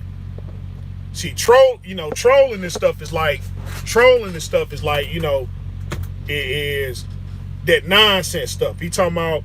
He up and making a bunch of videos, a bunch of comments talking about, man, you know, he gonna beat somebody up and, you know, I'm the realest gangster and stuff there is, you know, stuff that don't pertain to business. You know, anything, you know, when you make a comment, right, and we can sit there and we can elaborate on the comment and stuff because it's centered around what we talking about, which is trucking. You know, now we up here talking about a whole bunch of folk like, man, you shoot, you know, we talk. Like I said, we'll go back to Ghost again. Now we start talking about Ghost's personal life, then yeah, see, then we up here cackling. But if you up here, you working and doing what you supposed to do, and you making money, you supposed to do, or you supposed to go on vacation, you supposed to have a good time. You supposed to do all that. Yeah, I know. I know, yeah, Brad, yeah, like I said, my man Brandon, yeah. It just, but see, it's funny you mentioned that though, right? Cause see, when Brandon gets up here and start saying that on some of them other channels, oh, they want to shut him up, right? Man, Brandon, ain't nobody trying to hear that stuff. Because see, what Brandon is doing is he's trying to turn people on the game. You got a man up here that got his own authority. They got his own authority and stuff, you know, and I'm like, you know, look, anything I need from Brandon and stuff. Hey, Brandon, hey, look, send me this right here and stuff, and then he gonna send it. That's somebody you want on your squad and stuff. And so I'm like, hey, he throwing his resume out there and stuff and tell, hey, look, I ain't charging you nothing. I put you on the game and stuff for real. Okay, hey, look, you did 26 gross and stuff. Okay, how did you do that? So what people should be doing, they should be getting Brandon phone number. They should be getting his phone. They should be getting this information and stuff. Hey, Brandon, hey, listen, man, I want to chop it up with you and stuff like that. Okay, cool. On other people's channel, oh man, shoot, no. Then they gotta block him and all that other stuff there. Or you know, Brand, you know, and like I said, I seen him go to work. He started asking some of them questions and stuff like, hey, dude, you said this, but I don't know, man.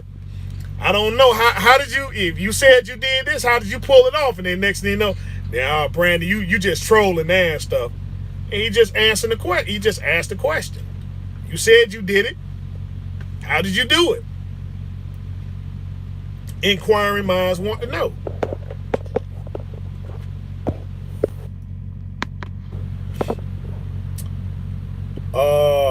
You think rates will go down the winner this year? No. Nope. Nope.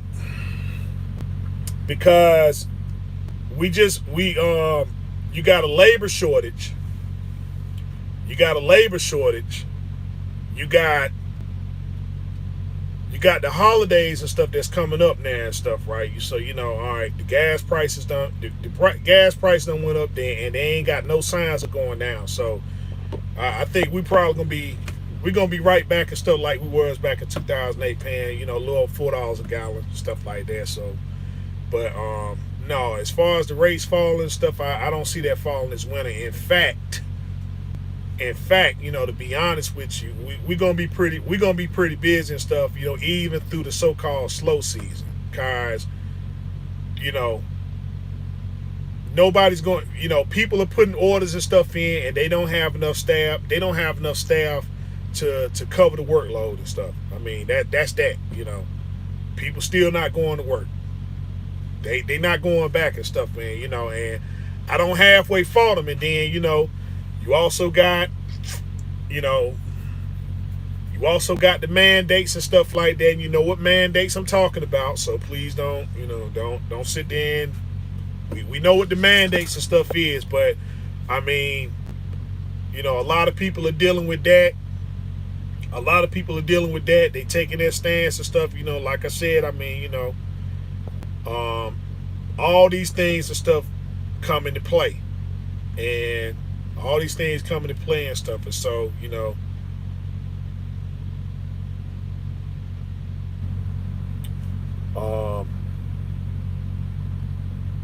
so no, I don't see the rates falling. I don't see them falling and stuff. In fact, I see them, they're going to increase some, and then it's going to stabilize. It's going to stabilize and stuff. And so, I mean, it probably be lasting all the way up until next winter, if you want to be honest. Let's see what you got. Crazy we can't celebrate our accomplishments in this world. People say that you bragging. Well, I mean, look, dude, hey, if you're gonna flex, you're gonna flex. You got a right to do that and stuff, right? It's just, I can't tell anybody if it's a right way of doing it, it's a wrong way of doing it. I mean, shoot, you work hard enough and stuff like that. You work hard, you play hard. It's just, don't, with the celebrating, don't overdo it. What I'm saying is that if you made 100,000, right? If you made 100,000, don't get up here and say that you did 100 million. Don't get up here and say you did 100 million if you did 100,000. Just stay in your zone. Stay in your zone and be straight up. That's all you can do. If you're not a millionaire and stuff, then that's okay. It's nothing wrong with that. There's nothing wrong with it. You got the ambitions to want to get out here and be a millionaire, okay. But don't sit there, don't fake it till you make it. Don't fake it till you make it and stuff, guys. That's the problem right now and stuff. Everybody want to fake it till they make it. But see, the thing with the fakes is that you're going to be, if you faking it till you make it, and then the other person faking it till they make it, what's going to happen? Everybody going to get together and stuff, and then you in a room full of fakes. You're in a room full of fakes and stuff, man, trying to figure out who's real and who's not. If you straight up and stuff like that, I mean, those who, you're trying to get put on the game and stuff like that, okay, well, I mean, if they obviously got it and you obviously don't have it, then you got to humble yourself, and submit. You got to humble yourself, man, and submit yourself to wisdom. That's the only way you're going to get it. But faking it till you make it, I'm like, shoot, what can, they looking at you, hey, what can I teach you and stuff? You got a Bugatti. Look at you, man. You got a Bugatti and stuff, man. Look at all those, look at all that expensive jewelry and stuff you got on. That all the name brand clothes and stuff like that. Obviously, you made it. To purchase all that stuff, and then you got to go over here and tell this person and stuff, man, hey, listen, no, I'm just faking it. I'm just faking it and stuff, man, just to get over here and get close to you. Cause the people who got it and stuff, the people who got it don't have all this stuff. They don't have all this fake it to make it stuff. I mean, they sit there where, like I said, you don't see Bezos or Zuckerberg and stuff. They ain't up here on the gram and stuff flexing all the time with money phones, and they ain't showing all that Gucci and their Prada and stuff. They ain't showing all the cars and stuff they driving. Anytime you see them, they always in a business platform and stuff. Okay, hey, this is what I'm doing for my business right here. Hey guys, how y'all doing? I'm thinking about doing this to this platform or that platform and stuff, and that's that. What kind of car you driving? Something inconspicuous, something that you don't even think he'll be driving. You over here looking for the most expensive car there is, and then think he in it. Then when you see the car and stuff, what is it? Somebody's over there that's faking it most of the time and stuff. But then, he just rolled right past you with just a common car and stuff. It's a bunch of billionaires out here. There's a bunch of billionaires and stuff out here. They go right in here in Walmart.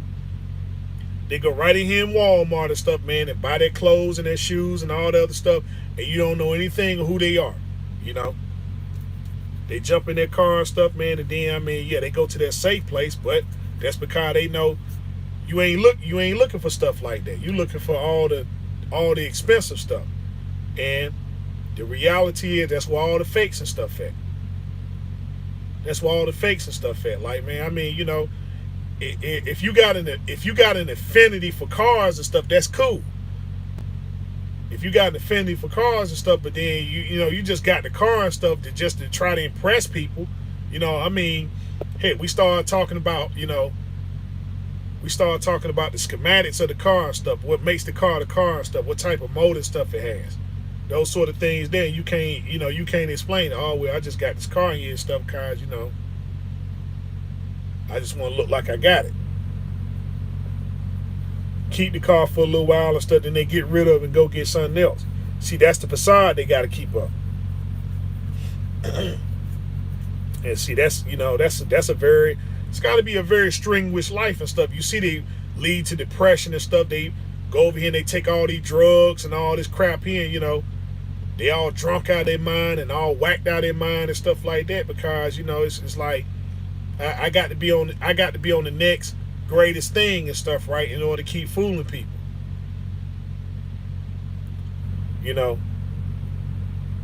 Like it really matters and stuff about what this person think or feel or whatever and stuff. Hey, just be straight up. Be somebody humble. Be somebody humble to listen to the wisdom and stuff, and then submit to the wisdom. But see, you gotta start showing off everything. Like, man, that's somebody and stuff. Like, they came and got your stuff tomorrow. If they can't got your stuff tomorrow, you can never get it back. You can never get it back and stuff, man. Somebody just like, I hate to say it, like, just like being robbed sometime. It's a horrible feeling. It's a horrible feeling and stuff, but then you think about it like, man, okay, how much stuff costs on a human body? How much stuff costs on a human body? Like, I'm about to go over here and fight somebody. Like, my car is $30,000. Mind you, you got insurance on the car that you pay every month for this type of thing and stuff, right? And then, hey, you a victim of it. I'm sorry that happened, but hey, that's why you paying all that insurance every month. And you complaining about it. God, man, I got to pay this insurance note. Now it's time, now the insurance got to pay you because you covered on that stuff. So why am I going to be stressed about it? Like, well, okay, yeah, my car got stolen. All right, she stole my car and stuff, but good thing I got insurance because I'm going to go and report it and I'm going to get me another car. It's a little bit of an inconvenience, but all right, this inconvenience ain't really costing you nothing because you already put your money up. And stuff, man. Oh, he gonna rob me at gunpoint and stuff, man. Hey, look, dude, the damage you're gonna do to me is gonna be worth anything I can give you. Straight up. You know, a ride on the EMT, depending on where you at and stuff, man. Shoot, that's a $5,000-$6,000 ride right there. Depending on what the person did, and then shoot, if they got to airlift you. If they got to airlift you somewhere and stuff, and then they got to go over here and have emergency surgery, right? They got to have emergency surgery to get you out of they got to remove that bullet and stuff like that. Like, man, shoot, surgery, all that stuff there, that costs money. I mean, you talking about some serious money, some serious dollars, more money than you got on you. I can guarantee you. More money than you got on you and stuff. You got a gunshot wound, and then depending on where they shoot you at, you talking about eternal organs and stuff inside your body. Some of the stuff you can't even get. You got a waiting list now. You got a waiting list for, livers. He shoots you in your liver and stuff like that. Your kidney and all that stuff there. You on a waiting list now. You on dialysis. That stuff, man, you talking about some serious dollars. All because somebody wanted to rob me at gunpoint. Oh man, shoot, they about to steal my car. So what, man? Look, let them get that car. Let them get that car and stuff, man, because you go to the hospital. I mean, you sit over here, dude, you sit over here with a daggone hospital bill and stuff, man, $500,000-$600,000. That's a hospital bill.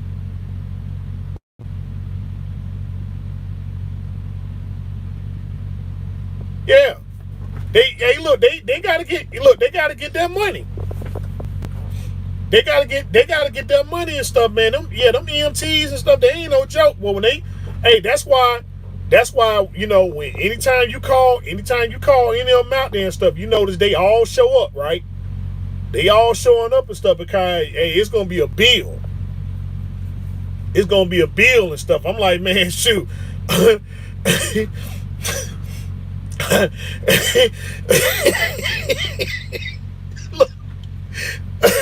it's funny, but it ain't funny.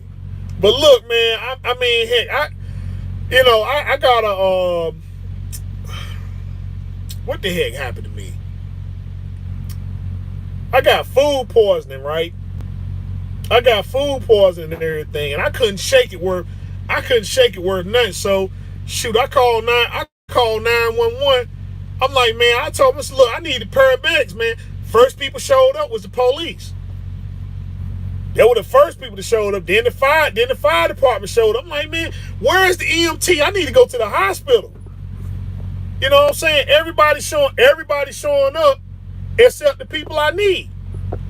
But that's the thing there and stuff, like, man, shoot, then what's the first thing? They want that insurance card and stuff, right? They want that insurance card. It don't matter how much pain and stuff you in. They're all like, look, dude, they put me in the they put me in the ambulance and stuff like that, and I forgot my wallet in the truck. Like, man, hey, dude, please go back, get my wallet before we go anywhere. Go in my truck, get my wallet and stuff, man. It's sitting up there in the it's sitting up there in on the dashboard and stuff like that. Had to remember it and stuff, man, and then just showing up. When I got that bill, all that stuff was up there. The police showing up, the fire department showing up. I'm like, now I called 911 and specifically told them what was going on with me and who I need to come out there. And everybody in the sun came except the people I need to come. Well, I mean, they came out there eventually, but they were the last ones on the scene. I'm like, police came out there, then the sheriff came. Well, the sheriff deputy, they came. Then the fire department, then the EMT. You know what I'm saying? I mean, I don't understand. I didn't understand it at first, but that's their get down right there. That's their get down right there, man. Shoot, you call 911 and stuff. The people that you don't need showing up are the ones gonna be the first ones on the scene. First one, you ain't got now five nothing, man. Like, dude, hey, what happened? I want to report a burglary. First ones on the scene is the fire department. Like, what the heck?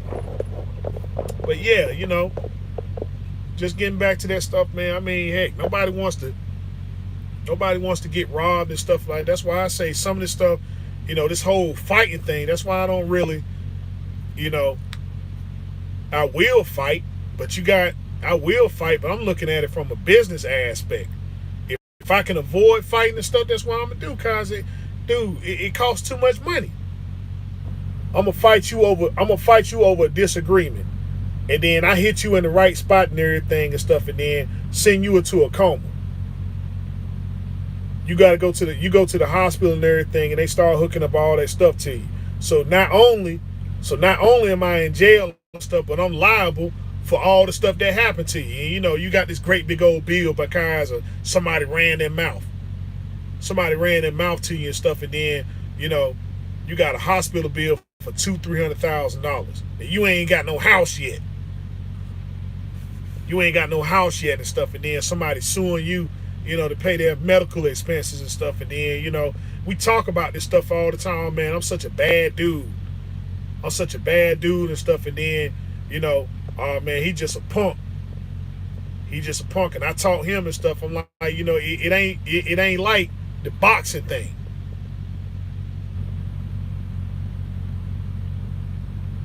They said, what you got?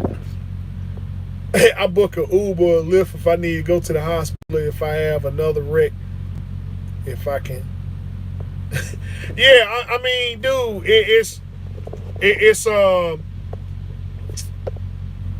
I mean, if you got medical insurance, that's what the stuff is for.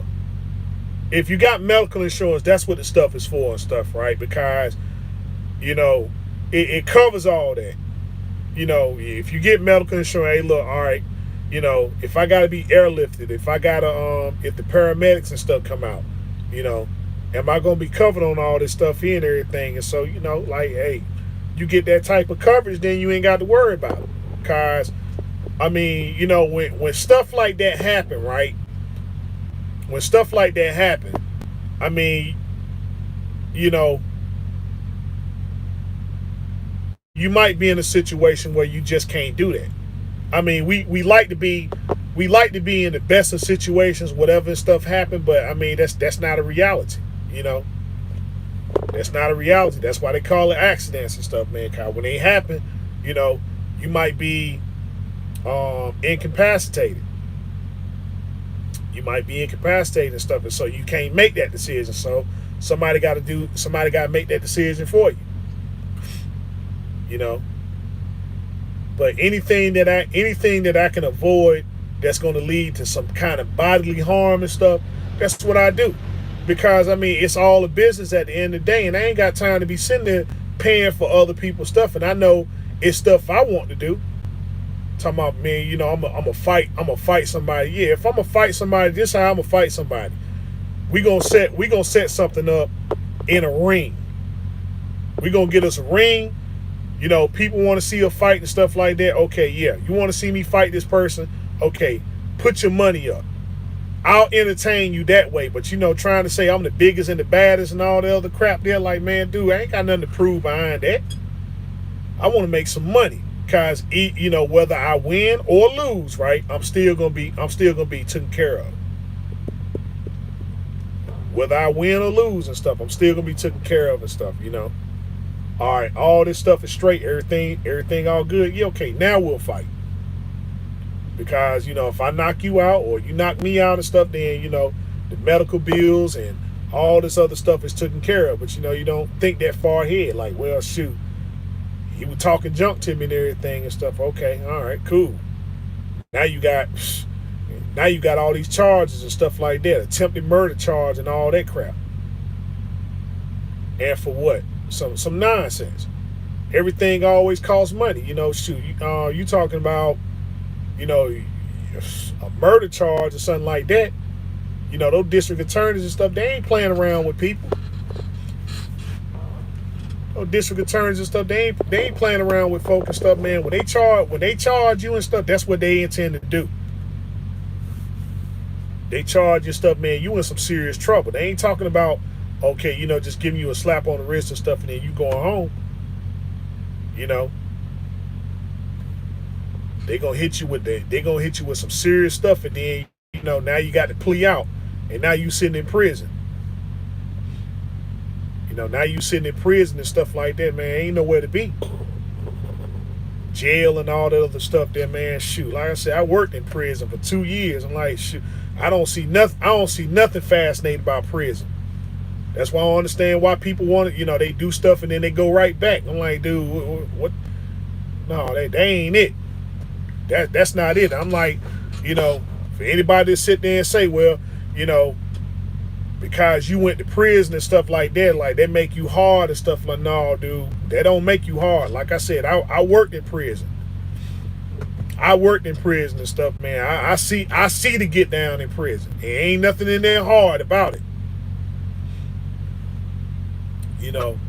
Sitting in there, man. I mean, seeing the innermost workings of people and stuff like that. I mean, getting into the minds of folk.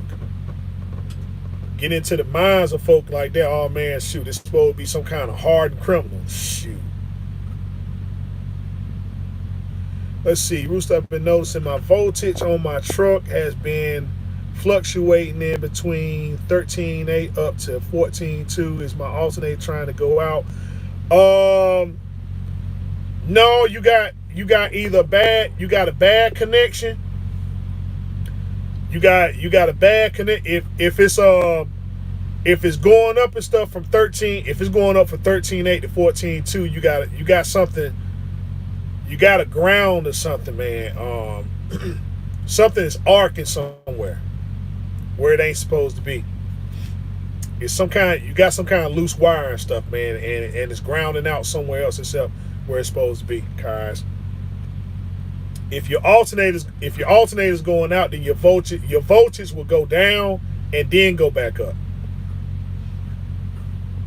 Your voltage will go down, then it go back up. If it's overcharging, then you got some kind of connection issues and stuff. Usually with your alternator or your batteries.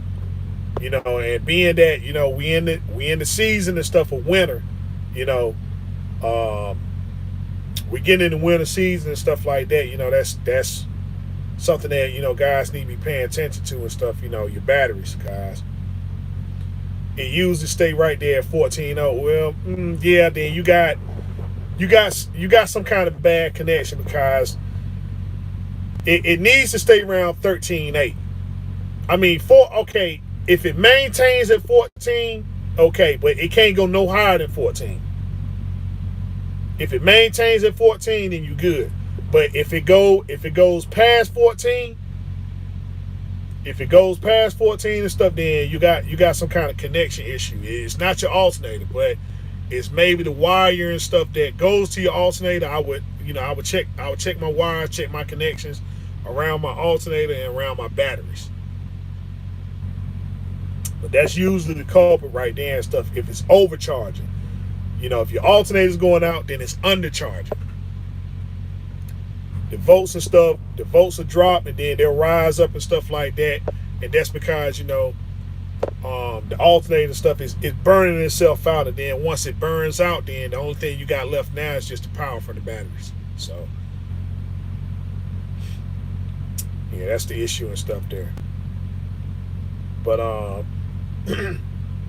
if your batteries are over 2 years and stuff, then honestly it's about time to change it. But yeah, check your connectors and stuff like that.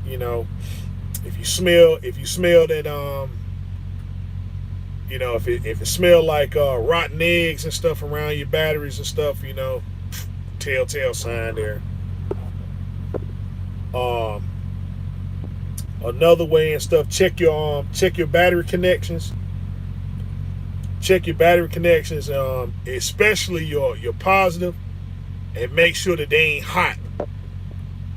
Make sure that they ain't running hot and stuff like that. Check your connectors, make sure ain't nothing melting or none of that stuff there. Also, let's see, you got a Cascadia, so if your truck is hesitating, like when it cranks up, if it hesitates and stuff just a little bit, then because a lot of people overlook this too and stuff about your batteries, is that you got two components with your batteries. You got the actual charging component and stuff, and then you got your cold cranking amps. And so people think, okay, just because I got the truck to run and stuff, then my battery's okay. But then, the truck is struggling to crank. The cold cranking amps and stuff, they they wore out. And all you need is one bad battery. So all you need is one bad battery and stuff, and then there it is.